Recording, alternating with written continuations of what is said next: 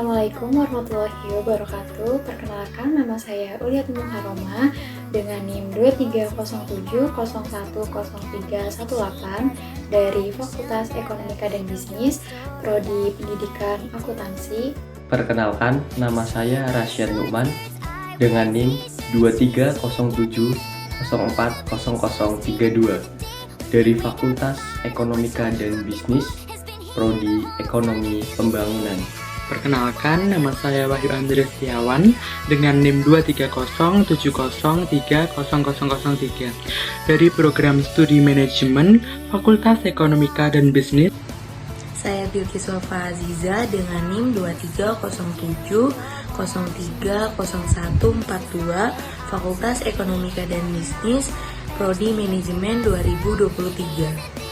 Hai, saya Adinda Fitri Anissa dengan NIM 2307010035 dari Fakultas Ekonomika dan Bisnis dari Prodi Pendidikan Ekonomi Akuntansi. Perkenalkan, namaku Amabel Desra Sindria dari Fakultas Ekonomika dan Bisnis Universitas Negeri Semarang, jurusan Manajemen dengan NIM 2307030138. Pada video kali ini saya ingin membahas terkait latar belakang kesantunan berbahasa dan juga contoh kesantunan berbahasa. Yuk kita simak bareng-bareng videonya.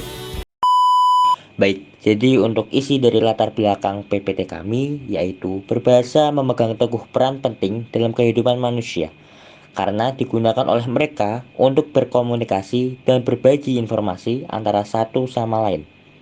Perannya untuk menyampaikan pesan dan tujuan pembicara kepada orang yang mendengarkannya. Dalam berkomunikasi juga membutuhkan kesantunan berbahasa karena kesantunan berbahasa dikaitkan dengan kesopanan rasa hormat, sikap yang baik, atau perilaku yang pantas. Kesantunan berbahasa tercermin dalam cara orang berkomunikasi yang ditujukan melalui tanda verbal atau tata cara bahasa yang berperan penting bagi generasi Z di era digital saat ini. Generasi Z merupakan generasi yang lahir dan hidup di era digital. Oleh karena itu, mereka sudah seperti dua sisi mata uang yang tidak dapat dipisahkan satu sama lain. Keakraban generasi Z dengan dunia digital tentu saja memiliki efek yang baik dan buruk. Hal ini ditujukan oleh bagaimana cara generasi Z berkomunikasi secara tidak sopan dan mengekspresikan perasaan mereka di media sosial. Misalnya, ketika mereka tidak suka dengan konten yang orang lain buat, mereka akan mencaci kreator tersebut menggunakan kata-kata kotor melalui kolom komentar. Di sisi lain, faktor sosial termasuk status sosial, jenis kelamin, umur, tingkat pendidikan, tingkat ekonomi, dan lain sebagainya.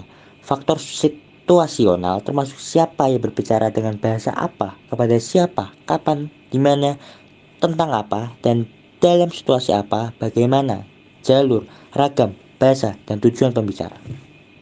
Pada dasarnya, bahasa yang dimiliki dan digunakan oleh manusia tidak ada yang lebih baik atau buruk jika bahasa sudah dapat mengkomunikasikan sebagian besar dalam komunikasi kesantunan berbahasa merupakan bagian paling penting.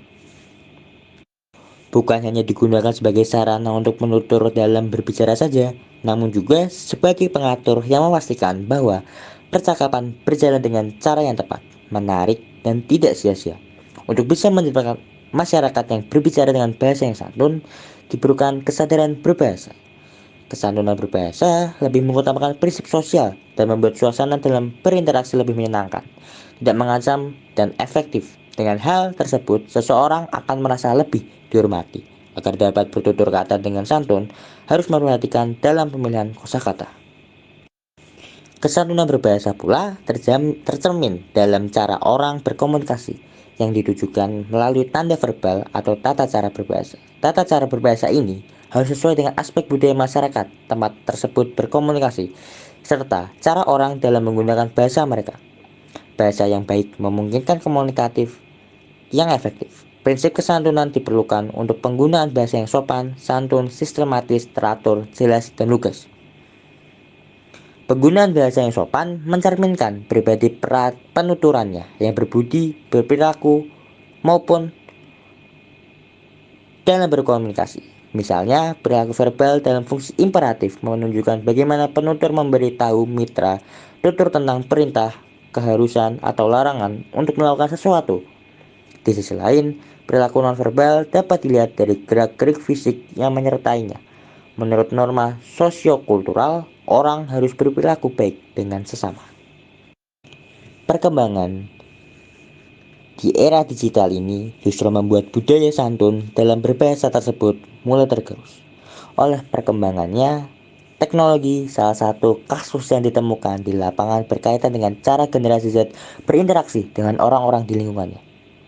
Salah satu hal yang cukup menonjol adalah bagaimana generasi Z berinteraksi dengan guru mereka di sekolah, atau ketika mahasiswa yang berkomunikasi dengan dosen melalui media WhatsApp. Dan saya akan sedikit mencontohkan komunikasi yang benar dan salah kepada orang yang lebih tua, terutama kita sebagai mahasiswa yang sering untuk berkomunikasi dengan dosen terkait hal mata kuliah atau hal yang lain. Baik, jadi kelompok kesatuan berbahasa telah membuat contoh komunikasi yang benar dan salah. Kita bisa lihat contoh berkomunikasi dengan dosen melalui WhatsApp. Assalamualaikum warahmatullahi wabarakatuh. Selamat siang Pak Alex. Mohon maaf telah mengganggu waktu istirahatnya. Saya Sofia dan teman-teman kelompok 4 dari Ilmu Komunikasi 18 kelas B ingin berkonsultasi mengenai tugas UAS perencanaan kampanye Pilkada 2020 yang diberikan Bapak. Kira-kira kapan saya dan teman-teman dapat berkonsultasi dengan Bapak? Terima kasih.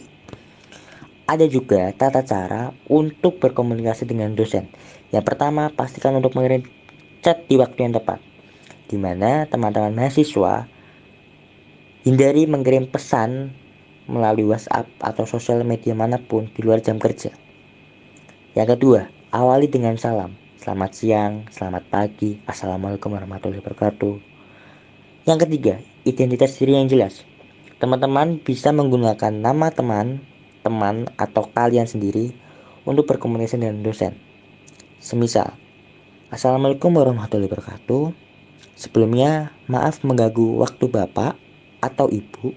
Perkenalkan, nama saya Amapil Devora Sendria dengan jurusan manajemen dengan NIM 2307030138. Yang keempat, pilihan kata yang tepat, di mana gunakanlah bahasa yang baik dan benar dalam pesan teman-teman. Hindari penggunaan bahasa atau bahasa ngobrol sehari-hari atau bahasa percakapan sehari-hari. Sebagai mahasiswa, Anda perlu menghormati status dosen dan memilih kata-kata yang sesuai. Yang kelima, sampaikan pesan yang jelas, di mana ketika kita ingin berkomunikasi dengan dosen, sangat dianjurkan untuk menyampaikan pesan yang jelas. Pesan teman-teman berkomunikasi dengan dosen melalui WhatsApp atau yang lainnya itu untuk apa?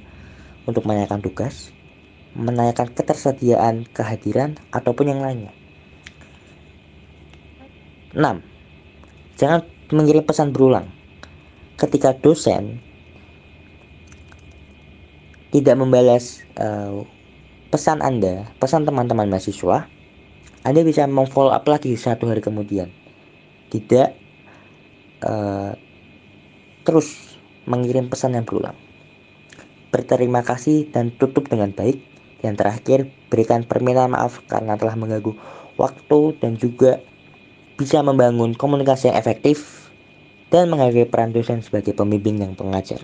Satu lagi, ada contoh yang salah, di mana contoh yang salah ini hanya mengucapkan salam dan tidak ada etika untuk berkomunikasi dengan orang yang lebih tua. Maka dari itu, chat yang salah ini harus dihindari. Karena apa? Karena kita sebagai generasi Z atau kita yang ada di bawah dari orang-orang dewasa ini, kita harus memberi sikap yang baik, sikap yang respect terhadap dosen maupun orang yang lebih tua daripada kita. Sekian paparan dari saya, Amapil Devora Sendria. Untuk pembahasan masalah akan disambung oleh teman saya. Terima kasih. Baik, di sini ada 5 rumusan masalah. Yang pertama, mengapa menjaga kesantunan berbahasa pada Gen Z di era digital ini sangat penting. Yang kedua, apa saja faktor yang mempengaruhi kesantunan berbahasa pada Gen Z di era digital. Yang ketiga, apa dampak positif dan negatif dari perkembangan era digital terhadap kesantunan berbahasa pada Gen Z. Yang keempat, bagaimana upaya untuk meningkatkan kesantunan berbahasa pada Gen Z di era digital. Dan yang kelima, apa saja aspek yang mempengaruhi kesantunan berbahasa pada Gen Z. Oke, masuk di materi yang pertama, ada pentingnya kesantunan berbahasa bagi Gen Z di era digital. Jadi mengapa sih menjaga kesantunan bahasa itu sangat penting? Karena dengan kesantunan bahasa dapat membangun komunikasi yang efektif. Berikut ini ada 5 prinsip yang perlu diperhatikan dalam berkomunikasi secara efektif, The 5 Inevitable Laws of Effective Communication, yang telah disingkat menjadi REACH. Yang pertama ada respect. Respect adalah sikap menghargai setiap individu, dan inilah yang menjadi objek pesan yang disampaikan. Hal ini ditegaskan dalam perkataan William James, yaitu sifat dasar manusia adalah kebutuhan untuk dihargai. Jadi di respect ini sendiri itu ada beberapa contoh perilaku atau sikapnya. Seperti yang pertama ada bersikap sopan. Jadi di bersikap sopan ini kita bisa digunakan untuk kehidupan sehari-hari kita dengan orang yang ada di sekitar. Kurangnya kesopanan sering kita jumpai, yaitu misalnya dalam insiden kemarahan di jalan yang membuktikan bahwa masyarakat telah lupa bagaimana menjadi baik dan tidak perlu banyak usaha untuk bersikap sopan. Dengan kita mengucapkan terima kasih yang disertai senyuman aja itu merupakan salah satu bentuk kesopanan. Yang itu termasuk kesopanan yang paling simpel. Selanjutnya yaitu menunjukkan rasa syukur. Jadi sambil mengucapkan terima kasih itu kan berarti kita bersikap sopan. Dapat juga menunjukkan rasa terima kasih yang lebih dalam. Jadi syukur merupakan pengungkapan penghargaan kita untuk orang lain. Selain mengucapkan kata-kata terima kasih, juga perlu menunjukkan rasa terima kasih dengan melakukan sesuatu yang baik untuk orang lain, karena menjadi salah satu tindakan kebaikan yang sederhana. Yang selanjutnya ada mencari kesamaan. Jadi di mencari kesamaan ini yaitu kemanusiaan memiliki kesamaan bersama dengan beragam, di mana dalam lingkup kehidupan bermasyarakat membuat kita bisa menemukan kesamaan yang dimiliki dengan orang lain. Jadi pada umumnya setiap orang akan berbagi aspek dasar dalam kehidupan sehingga bisa digunakan sebagai titik awal untuk memulai sesuatu hubungan. Hal ini tentu bisa membantu hubungan tumbuh dengan berfokus pada kesamaan, bukan perbedaan satu sama lain.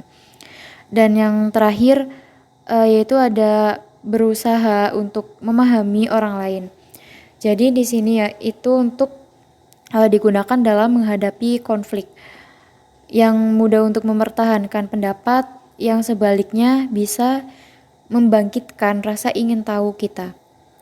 Digunakan dalam situasi sebagai kesempatan untuk kita dapat belajar, seperti mencari tahu dasar dari perspektif orang lain, sehingga digunakan untuk belajar sesuatu yang baru tentang orang lain.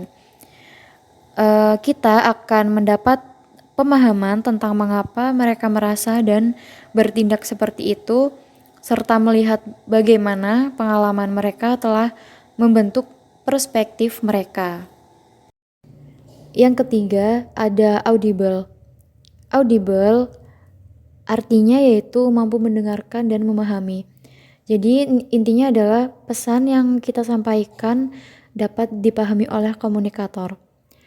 Di audible juga ada hukumnya, yaitu hukum audible mengharuskan sebuah pesan disampaikan menggunakan delivery channel atau media tertentu sehingga bisa diterima dengan tanpa adanya kesalahpahaman. Ketentuan ini merujuk pada kemampuan pemberi informasi dalam memanfaatkan berbagai jenis peralatan yang memudahkan mereka supaya pesan yang hendak disampaikan bisa diterima, misalnya menggunakan media audio visual. Di samping itu, jika dalam komunikasi antara individu dengan individu lain, Hukum ini dapat menjadi faktor yang mendorong tersampaikannya informasi sebab telah dilakukan dengan sikap dan cara yang tepat. Dengan demikian, tujuan komunikasi yang telah ditentukan bisa tercapai. Yang keempat ada clarity. Clarity merupakan kejelasan pesan yang disampaikan tanpa adanya menimbulkan ambiguitas. Hal ini sering kita kaitkan dengan prinsip pengurangan tingkat abstraksi kata. Jadi di clarity ini kita bisa menyampaikan kata atau kalimat itu dengan kejelasan dan tidak menimbulkan ambiguitas. Jadi lawan bicara kita juga bisa memahami kata-kata kita tanpa adanya ambiguitas itu. Lalu yang kelima, yang terakhir ada humble. Humble adalah proses berkomunikasi dengan satu sama lain dan harus memiliki sikap rendah hati. Jadi pada humble ini kita harus memiliki sifat yang rendah hati ketika berbicara dengan lawan bicara kita dan tetap dengan kata-kata yang jelas untuk dipahami oleh lawan bicara kita dengan sikap yang rendah hati. Baik, di sini selanjutnya saya ingin menjelaskan materi kedua, yaitu faktor yang mempengaruhi kesantunan berbahasa pada generasi Z di era digital. Keterampilan berkomunikasi yang efektif adalah salah satu aspek kunci yang dapat membantu kita dalam meraih kesuksesan di kehidupan pribadi maupun profesional. Dalam dunia yang semakin terhubung dan kompetitif seperti saat ini, kemampuan untuk berkomunikasi dengan baik sangatlah penting, apalagi bagi generasi Z di era digital ini. Karena banyaknya pesaing-pesaing komunikasi yang efektif merupakan investasi yang sangat berharga untuk kesuksesan pribadi dan profesional kita. Berikut ini adalah 4 tipe komunikasi yang harus dikuasai untuk melejitkan karir. Yang pertama adalah komunikasi verbal. Komunikasi verbal merupakan komunikasi yang terjadi melalui kata-kata lisan atau tulisan. Kemampuan berbicara dengan jelas, berkomunikasi secara efektif, dan menyampaikan gagasan secara persuasif sangatlah penting bagi karir kita. Komunikasi lisan juga mencakup keterampilan menulis yang baik seperti menyusun email, laporan, dan dokumen resmi lainnya.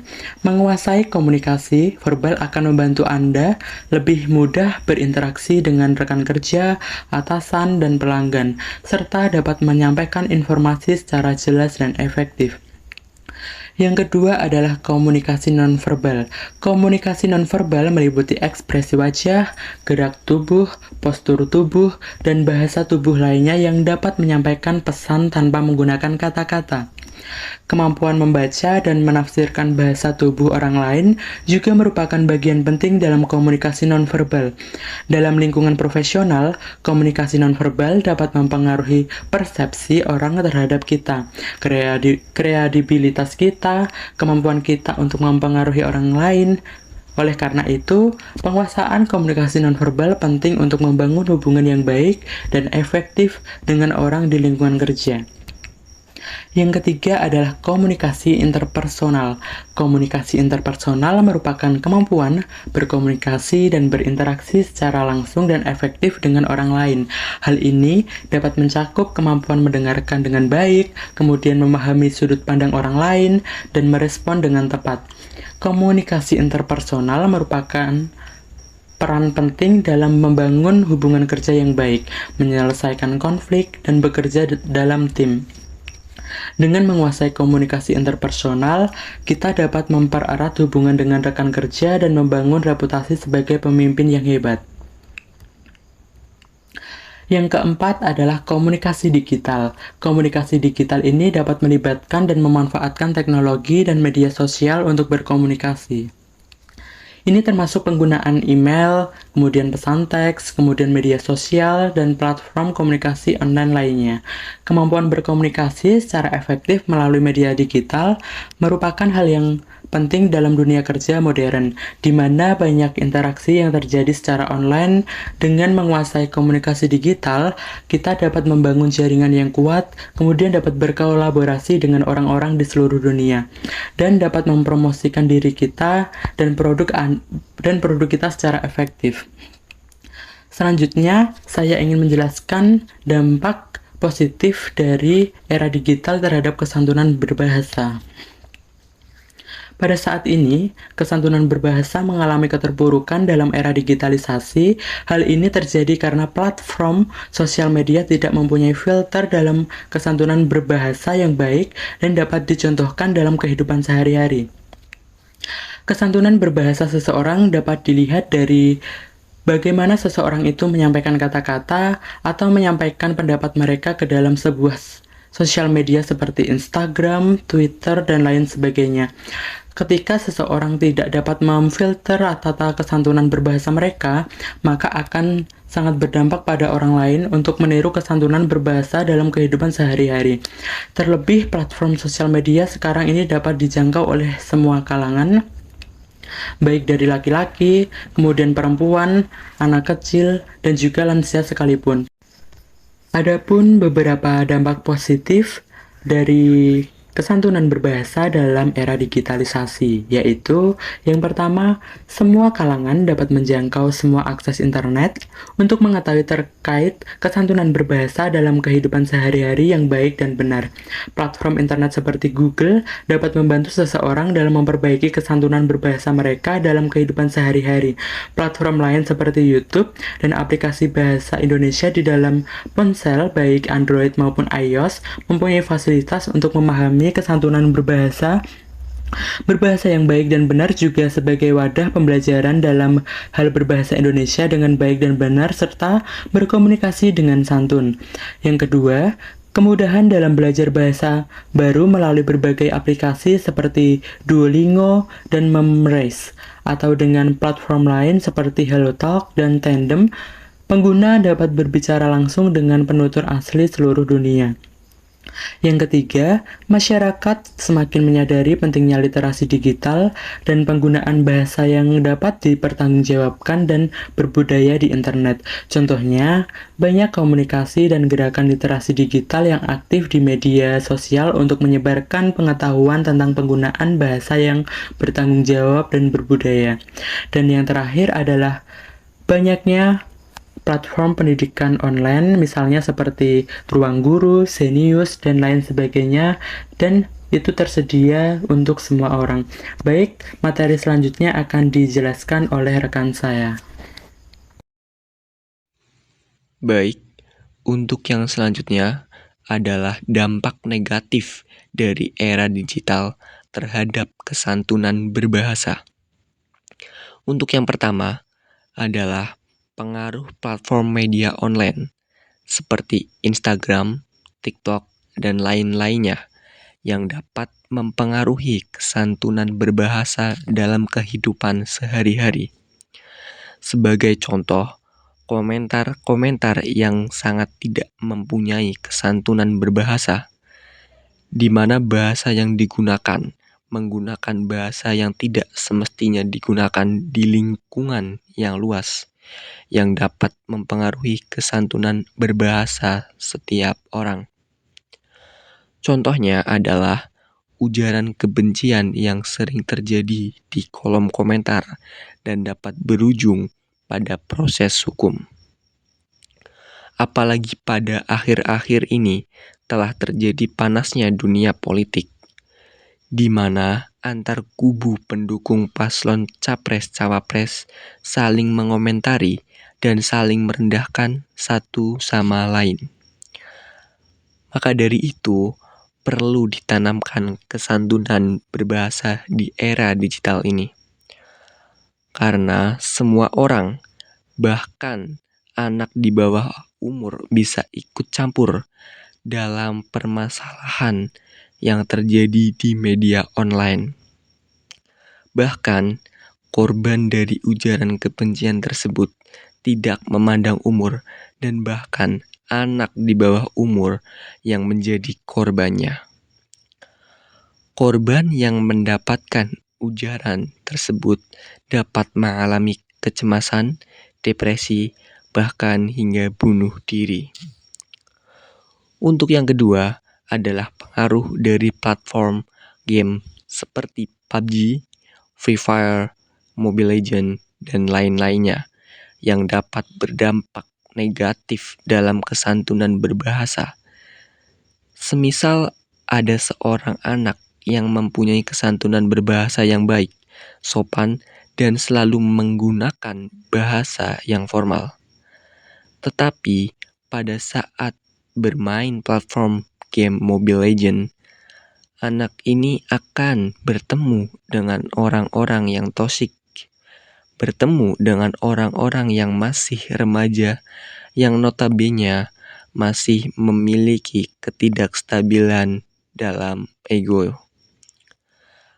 Karena di dalam platform game online, anak ini akan bertemu dengan orang-orang dengan background yang berbeda-beda dan sangat-sangat berpotensi tidak baik dalam kesantunan berbahasa, di mana anak ini akan terbawa dan mengikuti hal-hal yang tidak terpuji yang akan mengakibatkan kesantunan berbahasa anak ini menjadi buruk dan dapat menyebabkan keburukan berbahasa kepada lingkungan sekitarnya.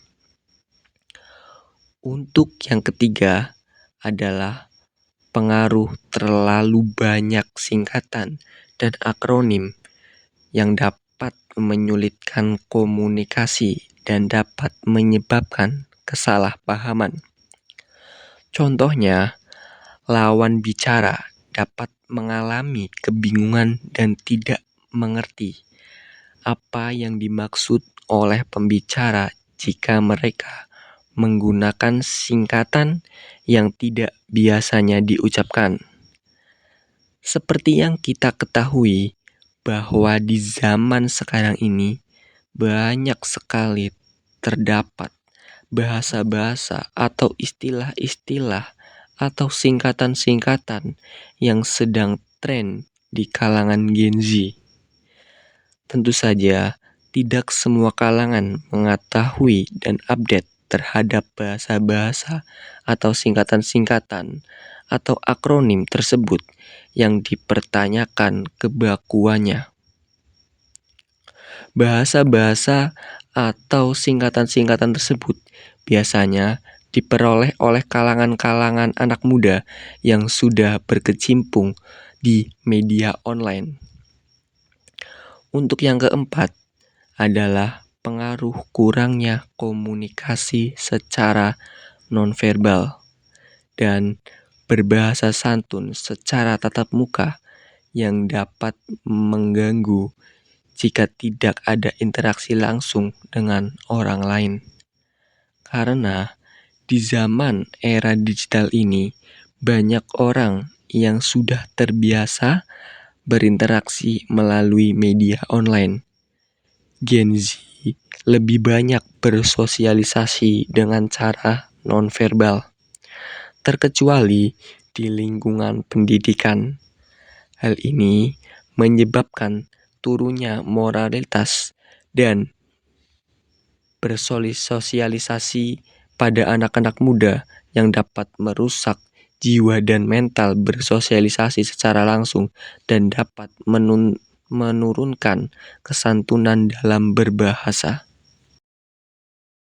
Materi selanjutnya akan saya jelaskan, yaitu materi 4, upaya meningkatkan kesantunan berbahasa Gen Z di era digital. Ada beberapa upaya yang dapat digunakan sebagai standar untuk berbahasa yang santun, yaitu A. Ungkapan secara tidak langsung. Metode ini berfungsi sebagai solusi untuk dua situasi yang menentang. Kita tidak ingin menekan mitra tutur, akan tetapi kita ingin menyampaikan pesan dengan jelas. Akibatnya, upaya ini menggunakan penyampaian tidak langsung, tetapi makna pesan harus jelas. Sebagai contoh, Ernie, kamu mau ke toko ya? Saya boleh minta tolong belikan pulpen? B. Menggunakan tuturan berpagar atau hate yang meminimalkan mitra tutur untuk memilih sendiri. Upaya ini dapat membuat pembicara terlihat lebih santun karena maksudnya dikurangi. Contoh, kira-kira saya bisa ambil bukunya hari ini atau besok ya? C. Bersikap pesimis. Upaya ini meletakkan pembicara di tempat di mana ia merasa keinginan mereka tidak akan terwujud. Dengan menunjukkan ini dalam bahasa, mitra tutur akan merasakan permintaan yang terdengar sopan dan santun, bukan menuntut. Contohnya, saya ingin meminta tolong, tapi saya takut merepotkan kamu. D. Memberikan penghormatan. Upaya ini dirancang untuk membuat mitra tutur merasa bahwa penutur memberikan penghormatan kepadanya yang menghasilkan tuturan yang lebih baik. Contoh, saya sangat senang jika ibu berkenan meluangkan waktu. C. Meminimalkan paksaan dengan tidak membebani mitra tutur dan mengurangi kesan paksaan pada tuturan adalah salah satu cara untuk menciptakan komunikasi yang santun. Contoh, boleh saya mengganggu sebentar? F. Menggunakan bentuk impersonal. Dengan kata lain, tidak menyebutkan orang yang berbicara atau orang yang mendengar saat berbicara. Contoh, tampaknya gelas itu perlu dipindahkan. G. Ungkapan permohonan maaf. Karena kita menggunakan permohonan maaf, mitra tutur akan merasa dihargai. Contohnya, sebelumnya saya minta maaf karena sudah mengganggu. Bolehkah saya meminta sedikit waktunya? H. Ujaran tidak tutur itu sebagai ketentuan yang bersifat umum. Dengan kata lain, ujaran yang diucapkan ditunjukkan kepada khalayak secara keseluruhan, bukan hanya satu pihak. Misalnya, penumpang tidak dibenarkan merokok dalam bus. Materi selanjutnya yaitu materi kelima, aspek yang mempengaruhi kesantunan berbahasa pada Gen Z. Salah satu aspek bahasa yang dapat meningkatkan kecerdasan emosional adalah gaya bicara yang baik. Penuturannya, karena dalam komunikasi penuturan dan petuturan tidak hanya harus menyampaikan kebenaran tetapi juga berkomitmen untuk menjaga hubungan yang harmonis. Kesantunan tertutur berarti menggunakan bahasa dengan sopan dan halus saat berbicara. Bahasa yang digunakan memiliki nilai-nilai hormat dan tertib. Kesantunan berbahasa juga dianggap sebagai upaya penutur untuk menjaga harga diri atau wajah penutur atau pendengar, agar mitra tutur tidak merasa tertekan, tersudut, atau tersinggung. Kesantunan berbahasa adalah salah satu aspek kebahasaan yang sangat meningkatkan kecerdasan emosional penutur karena dalam komunikasi, penutur dan petutur tidak hanya harus menyampaikan kebenaran tetapi juga berkomitmen untuk menjaga hubungan yang harmonis. Hubungan yang harmonis antara penutur dan petutur dapat dipertahankan apabila keduanya tidak mempermalukan satu sama lain. Kesantunan berbahasa merangkum aspek-aspek sebagai berikut. 1. Kesantunan mencerminkan nilai kesopanan yang halus. Orang yang bersantun tergambar nilai sopan santun atau nilai etika pada dirinya sesama berkomunikasi dengan ahli masyarakat. 2. Kesantunan sangat kontelektual. Nilai kesantunan berlaku pada tempat atau situasi tertentu, tapi belum tentu berlaku dalam masyarakat, situasi, dan tempat lain. 3. Kesantunan selalu berlaku dalam hubungan dua pihak. Contohnya, seorang anak yang akan senantiasa menghormati dan berbahasa bersantun dengan ibu bapak. Namun, mungkin tidak berlaku jika berkomunikasi dengan sebaya. Ada etika komunikasi dalam bahasa kasar. 4. Kesantunan tercermin dalam setiap aspek kehidupan. Misalnya, cara berpakaian, cara bekerja, cara bertutur, dan cara belajar, dan lain sebagainya. Kesantunan berbahasa merupakan cerminan kecerdasan emosional dan penting untuk membangun hubungan yang positif dan harmonis dalam berbagai aspek kehidupan. Dengan menerapkan kesantunan berbahasa, kita dapat meningkatkan kecerdasan emosional dan membangun hubungan yang baik dengan orang lain. Materi selanjutnya akan dijelaskan oleh rekan saya, Adinda. Yang selanjutnya adalah kesimpulan dari materi-materi yang telah disampaikan dengan teman-teman tadi. Dapat disimpulkan bahwa kesantunan berbahasa pada Gen Z di era digital merupakan hal yang penting untuk dipertimbangkan dan diperhatikan secara serius. Dalam era di mana teknologi digital memainkan peran sentral dalam kehidupan sehari-hari, penggunaan bahasa yang sopan dan santun menjadi semakin relevan. Dari analisis yang telah dilakukan, beberapa kesimpulan dapat ditarik. Yang pertama adalah kesantunan berbahasa memiliki dampak yang signifikan dalam membangun komunikasi yang efektif dan memelihara hubungan yang positif antara individu, baik secara langsung maupun melalui media digital. Perlu menyadari pentingnya memperhatikan kesantunan berbahasa dalam setiap interaksi, terutama di lingkungan online yang rentan terhadap kesalahpahaman dan konflik. Yang kedua adalah faktor-faktor seperti penggunaan media sosial, interaksi dalam game online, dan kemampuan berkomunikasi digital mempengaruhi kesantunan berbahasa pada Gen Z. Dalam konteks ini, peran orang tua, pendidik, dan tokoh masyarakat menjadi sangat penting dalam memberikan pemahaman dan pembinaan terkait penggunaan bahasa yang sopan dan santun. Yang ketiga adalah dampak era digital terhadap kesantunan berbahasa tidaklah selalu negatif.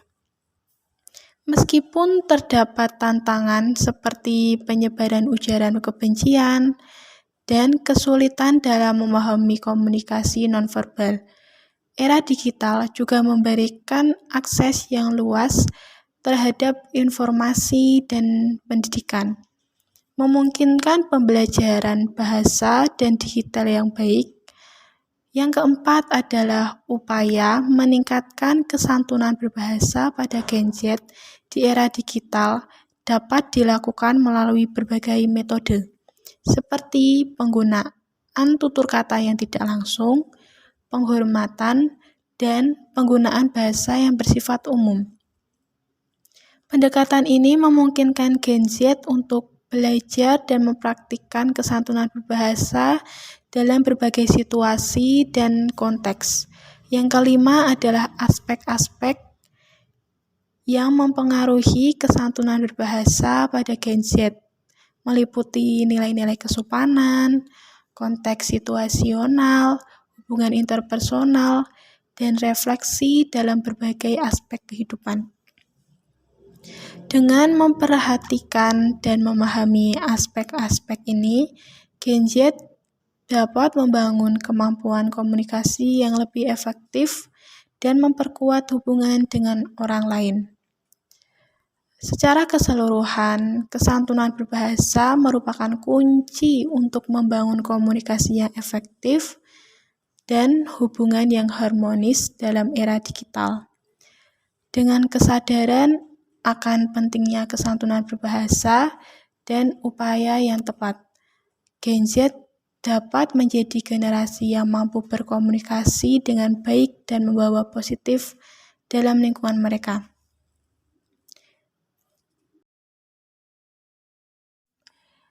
Baik, yang terakhir adalah sesi tanya-jawab. Pada sesi ini dimohon teman-teman bisa bertanya soal hal yang berkaitan dengan materi yang tadi sudah disampaikan. Dan bagi teman-teman yang ingin bertanya, teman-teman bisa mengajukan pertanyaan ke forum diskusi di Elena yang sudah disediakan.